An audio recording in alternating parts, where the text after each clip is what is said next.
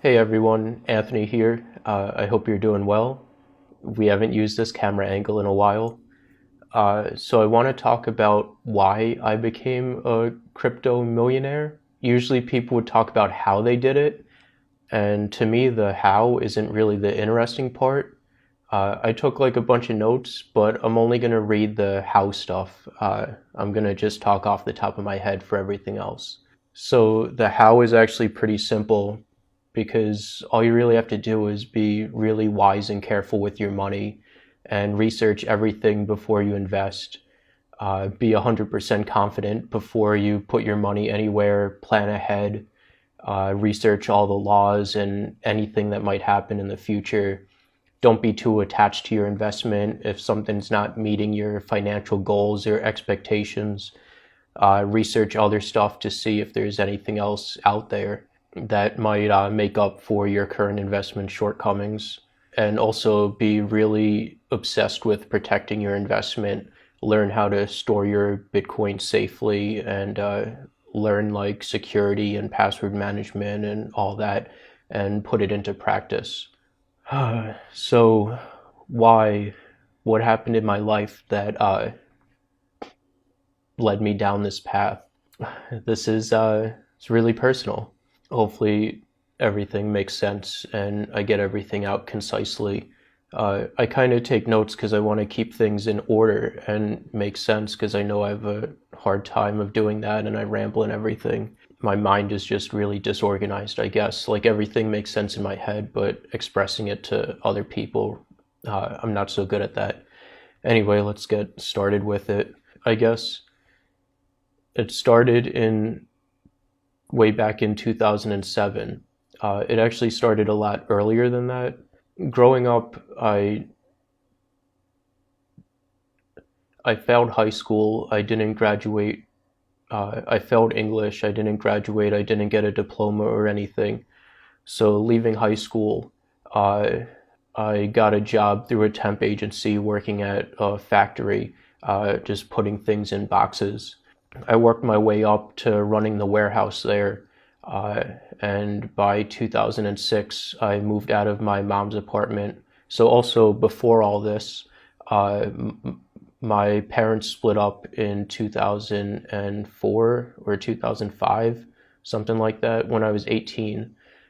They split up, so we had to leave from the house that we were in because we couldn't afford it, and my mom and I moved to a new city. So then both of us got a job at the same place through the temp agency. So I worked my way up and to running the warehouse. And with running the warehouse, it was like I was the only person there that would like I had to keep all inventory and load all the trucks and all that. So I was working 70 to 80 hours a week, which was a lot, especially like there's no time to sleep or like every time I would sleep, work would be on my mind, and it kind of really sucked. But $11 an hour, so money was good. It was the most money I ever made in my, not in my life, but at the time. So I moved out of my mom's apartment and was able to get my own apartment. From there, I think while I was still living in my mom's apartment, like I never had any friends in high school. I kept to myself. I was too like nervous to talk to anyone and didn't know how to talk to anyone, didn't feel like I related to anyone or anything like that. So yeah, I reunited with someone that I knew from high school, and from there, met like other people, hung out at their parents' houses on the weekends, and just had like I guess it was an escape from work and everything. So then when I got my own apartment, I would have parties there on the weekends and everything. And that's when I met my first girlfriend. So I was 20 at the time. And yeah, we would have like crazy parties there. I'll put up a picture of me and my first girlfriend. I did a reverse image search of it, so you can't find it anywhere. I don't think you could identify her from it. Yeah, so I had like all these parties every weekend at my apartment, and that's like I was still like way too nervous to talk to anyone. So I would just like get real drunk and just do crazy stuff and whatever and just act like an idiot. And that's how I thought, that's like the only way I knew of like interacting with people. I never like talked to them or connected with them or anything. So yeah, then uh, with my job and then with partying, like working 80 hours a week, it wasn't sustainable for me, and I would show up late to work, and I was too nervous to talk to my boss or my manager or anything. So, and tell him like why I was late, like I didn't want to be reprimanded or anything like that. So I just stopped. Like if I woke up late, I didn't even know how to tell him. Like if I showed up like 15 minutes late, I didn't know how to explain that. I was too afraid of getting reprimanded. So so I would just not show up for work that day, and then just not showing up for work one day eventually led to me like not showing up for like 2 or 3 days, and then I got fired from the job, which was actually kind of good, not really good, but like a month or two later they ended up going out of business anyway. But yeah, so losing the job, uh, I couldn't really afford my apartment anymore. And with the parties, I had like a good amount of savings saved up and stuff like that. Like I always saved money, and I thought I was careful with money. I guess now that I look back at it, I could have been more careful. But so I was always buying all the beer and food and everything for the parties. Uh, I was like getting towards the end of this partying stuff. um, I was running out of money and was too afraid to ask people to like pitch in, because I didn't want like no one to show up, because like I felt like everyone wanted to be around me because like the amount of people that came to the parties and everything. I didn't want to ask them and then them just not show up because they couldn't afford it or whatever. Like I would feel like I was losing friends because of that. So I just never said anything about it and got like really depressed, and I guess like I was drunk and acted out what I was feeling and everything. And then like I would see like, because the parties were like dying down because I was depressed and couldn't afford the alcohol and all that, my girlfriend would spend more time with her friends instead of with me. So that really hurt too. So yeah, one night at the party, I was just like, my girlfriend and I didn't see each other for like a week and a half, something like that. It was like the longest we didn't spend time together. We were on like really rocky terms because I think a couple weeks before that we were on a break and she like cheated on me, and we got like back together kind of or something. But anyway, this night she like it was like the first time we would see each other in like a week and a half, so I was really looking forward to spending time with her and just having fun, and I wanted to like show her that I was fun and everything was back to normal and all that, um, which I guess was like kind of forced. Like I was forcing myself to do that. I didn't really feel that way. But so her and her friends show up, like I thought they were going to be there at 9 o'clock, and that's when she told me she would be there. They didn't end up showing up until like midnight or 12:30, and her friends just took like a bunch of beer and then left to go to some other party. And that like really, I was like way too drunk. We went the day before to get Everclear from New Jersey, which is like the highest percent alcohol. So I'm kind of getting off topic, but yeah, I got like really angry and punched a glass picture frame, and I don't know if you could see them, but I got like stitches and scars in my hands from that.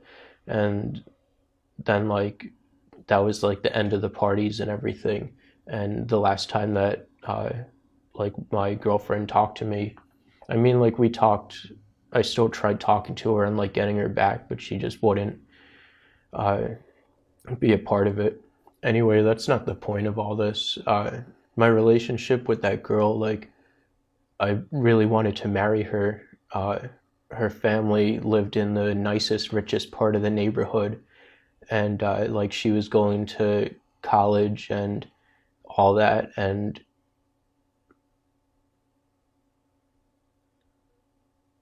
I don't know. I guess for some reason, like I yeah, I felt like insecure because I felt her and her family were so much better than me because I didn't have an education or know what to do with a job or anything. So so yeah, like after that night at the party, like no one that I knew would like hang out with me or anything, and I, I just like I don't know. I just couldn't take it that like it felt like all my friends like left me and everything, and I didn't know what to do because like they would tell me like, "Oh, make new friends" and whatever, which really hurt because I didn't want to make friends and I didn't know how to make friends. Like I was way too socially awkward and didn't know how to reach out and talk to people. And the way that like all that stuff happened, that I had all those friends, is because I had one friend that introduced me to all the other friends. So since I didn't have anyone now, I didn't know where to start or anything like that. So long story short, I just couldn't deal with the breakup and with not having a job. Also with like not having a job, when I did have a job, I co-signed for one friend to go to college, which was a $75,000 loan. So the jobs that were available, the job that I took through a temp agency was like $8 or $9 an hour, working 40 hours a week.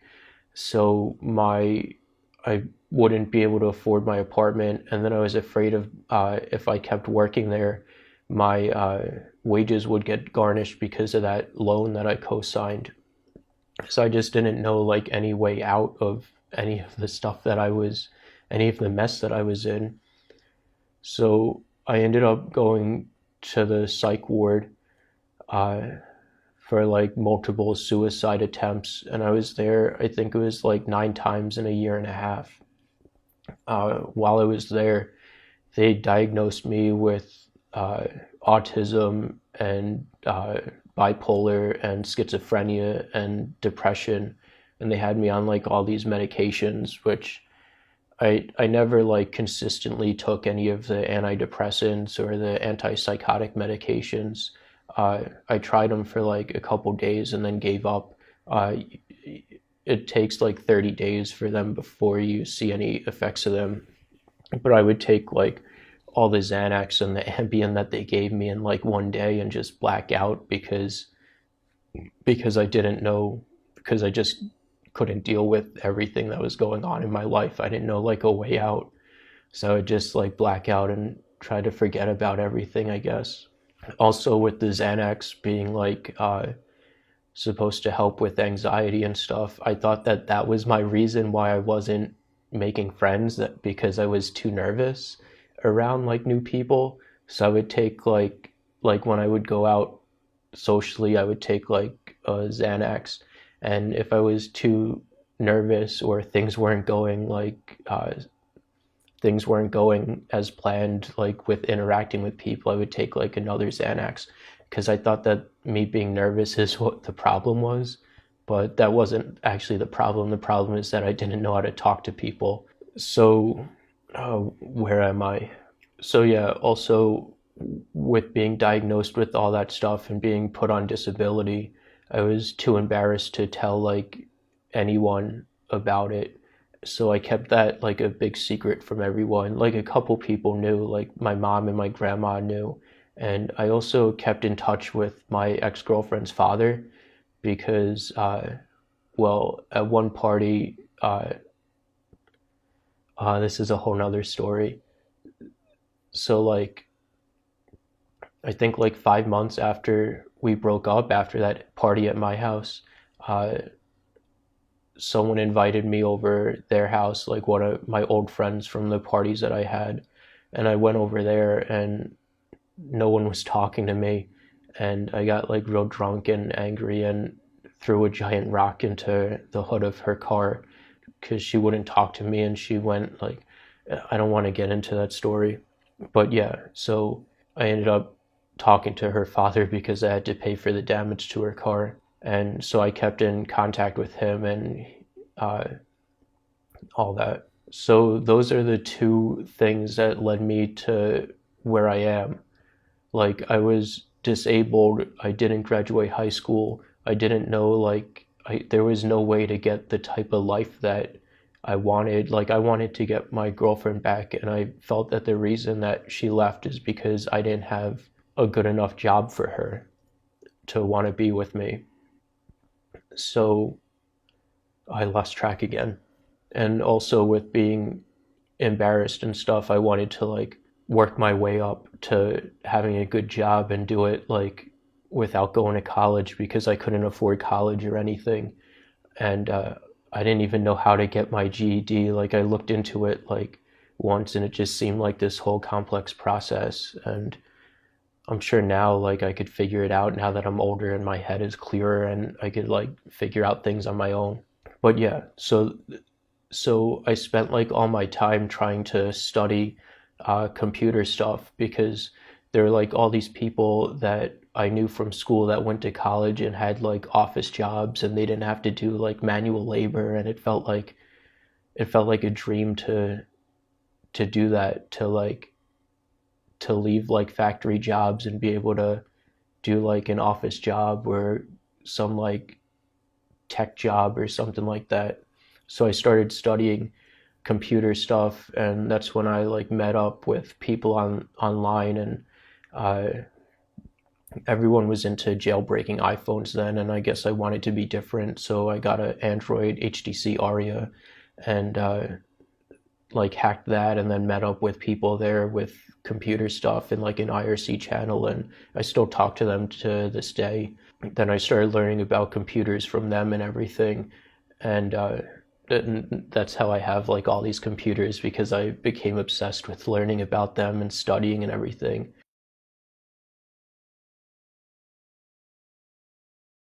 And also like it became like an escape for me. Like I knew like if I just sat around and worried about my problems and everything all the time, that I would just get back in the same place that I was before and just be like depressed and unaccomplished and not solve any of my problems or anything. So I thought that, yeah, like studying all this stuff would get me like a good job. Well, it turns out like the one job that I got at a computer repair place, the guy was a complete idiot about repairing computers, and I was just too frustrated with all that. So I ended up leaving. It's like a different story with that. And then the other job in my area that I got was repairing computers for this big company who had other companies come in that I don't want to explain that, but that was 2015, that last job, like 2 years after I got involved in cryptocurrency. But yeah, cryptocurrency was like the only way out that I saw, that if I invested some money into it, that it was like the only thing that I had, the only way that I would be able to make enough money to have a family and all that. So yeah, I'll put up pictures here of the litecoin miners that I built back in 2013. They were pretty cool. I ran them for like a little over a year. But yeah, now I don't know. Like, I spent like 6 or 7 years trying to do all this stuff to like work my way to getting this ex-girlfriend back. And meanwhile, like, she was engaged to someone else. They broke up, and then now she lives like across the country with her boyfriend now, and they've been together like 5 or 6 years or something. And like, I know there's no chance of that ever happening, us ever getting back together. And that's okay, because I realized that it wasn't like my financial failure that caused our breakup. I mean, that was part of it, definitely, but also it wouldn't have worked out anyway because I wanted to get married and have kids, and she didn't want that. And she was like, our whole relationship back then, like, she was like into being a hippie and doing like smoking weed and doing acid and all that. And I didn't want that like in the future and all that. It wouldn't work out even if we did get back together. But yeah, That's why I made so much money on cryptocurrencies, because it was the only option I ever had to accomplish my goals. And I didn't just like invest and it just all of a sudden happened. I was researching it every single day and trying to predict the future and figure out like the good things and bad things about it and all of its flaws, and like actively researching and trying to protect my investment as well. It wouldn't have worked out if I just mined Litecoin and forgot about it. The big thing that happened is that because I was so involved in the cryptocurrency community and researching and everything like that every day, it was like all that I thought about. Because of that, I was able to see Ethereum in October of 2015. Well, way before that, I heard about Ethereum and then started researching it. And in October of 2015, I traded my Litecoin for Ethereum. Like at that point, I had researched enough to feel that it was a good enough investment, and that improved and innovated more than anything that I've ever saw before in the space. That's why I don't like people saying like, oh, you just came into money and you didn't do anything to earn this. Like that hurts, because I forget about what I actually did to accomplish that. And I know I have to continue doing that and continue researching, not because I need more money. I don't want any more money. I want a girlfriend and a family, and to use the money to start a family and raise a kid and all that. But I also have to still protect my investment. So I have to get back into that. Oh, it's also my birthday today, my 32nd birthday. So yeah, that's it. That's my story. Thank you guys who stayed here till the end to listen. I know it's been a long video. If you want to subscribe, you can subscribe and do all that. Thank you, take care, and bye.